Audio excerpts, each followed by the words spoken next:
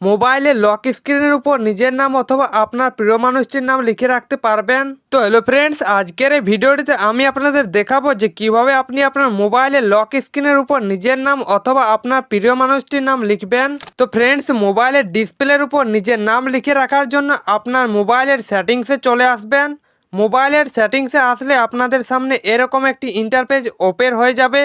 তো এখানে আপনি লক স্ক্রিন নামে একটি অপশন পেয়ে যাবেন। তো আপনি সেই লক স্ক্রিন নামে অপশনে ক্লিক করবেন।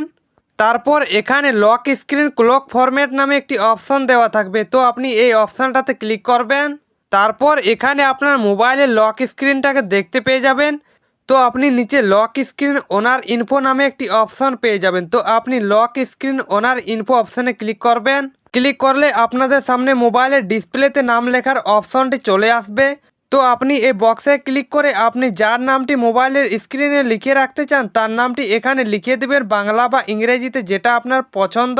নামটা লিখে ওকেতে ক্লিক করবেন, তাহলে আপনার নামটি মোবাইলের ডিসপ্লেতে সেট হয়ে যাবে। তো এইভাবে আপনারা খুব সহজে আপনার মোবাইলের ডিসপ্লের উপর নিজের নাম অথবা আপনার প্রিয় মানুষটির নাম লিখে রাখতে পারবেন।